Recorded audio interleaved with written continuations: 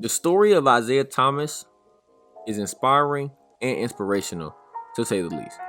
How a 5'9" kid from Tacoma, Washington managed to make it to the NBA and for a while become the face of a historic franchise in the Boston Celtics. He averaged nearly 30 points a game, leading them from a first-round exit playoff team in 2016 to the Eastern Conference Finals in 2017. But here in 2020, IT has found himself with no team and Father Time knocking on his front door.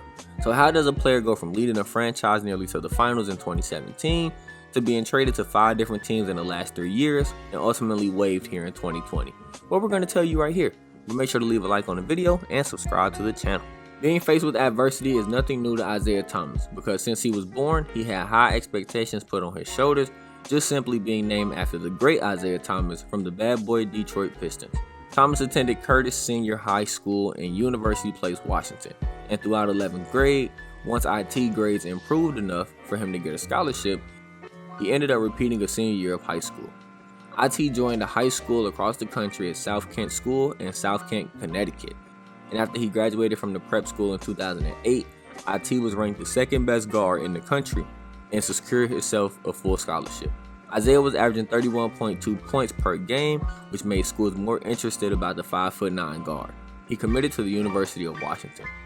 Before Isaiah Thomas even played a collegiate game, he got the blessing from former Washington Huskies star Nate Robinson, another short point guard to make it to the NBA. And Nate Robinson allowed IT to wear the jersey number 2. Isaiah Thomas didn't disappoint because he was named the Pac-10 Freshman of the Year, and as a true freshman, Thomas averaged 15.5 points, 2.6 assists, and 3 rebounds per game. After his freshman season, his confidence and ability continued to rise. Thomas was selected first-team All-Pac-10 during his sophomore season. Isaiah Thomas went into his junior year looking to keep making a name for himself and made the first-team All-Pac-10 for the second year in a row. And in March, Thomas made the game-winning shot that secured the Washington Huskies a win for the Pac-10 championship. Thomas would finish his junior year as one of the top candidates for the Bob Cousy Award, but he ended up not receiving it. And soon after, Isaiah Thomas would declare for the NBA draft, foregoing his eligibility for a senior season. When he declared for the draft, his inspiring story to the NBA stardom began. Thomas was worried about the NBA draft, and when he would be selected during an interview with the Undefeated, IT said he was in Seattle. He was actually at the University of Washington with a couple of teammates and a couple of close friends at the gym. They wasn't watching the draft, but they were following it, and he was waiting for his agent to call him. He said it was the longest day of his life, just waiting and waiting. But being selected in the draft at 60 was just a beginning because Thomas had to overcome more adversity. Once the Sacramento Kings selected him with the 60th overall pick, he had to fight every single minute of playing time. Isaiah Thomas calls the first 2 years of his NBA career some of the darkest times. Thomas knew that because of his size, he would have to put in twice the work for him to gain any recognition, and the work ethic was there for Thomas. Now Isaiah Thomas played with the Sacramento Kings from 2011 to 2014. And during his last year with the Kings, he began to show everyone that he was able to play by earning his first triple-double and becoming the shortest player to ever achieve that. And he was also averaging 20 points a game. Thomas was just starting to gain respect from the franchise and all the fans, but a sign and trade deal would happen, shipping Isaiah Thomas to the Phoenix Suns. Thomas was with the Suns only throughout 2014-2015 season, and injuries slowed him up. He underwent arthroscopy on his left wrist, and it's an injury that occurred in the previous season and an ankle injury that caused him to miss 8 straight games.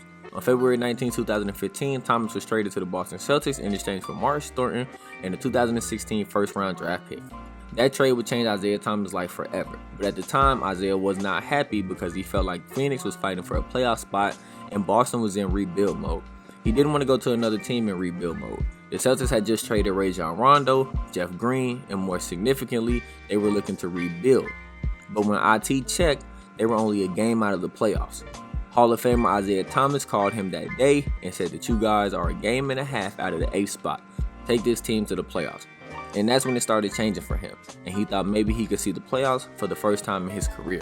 Isaiah Thomas ended up leading the Celtics to a first-round playoff win over the Chicago Bulls, but the only problem was the day before the series began, Thomas's younger sister, China Thomas, passed away.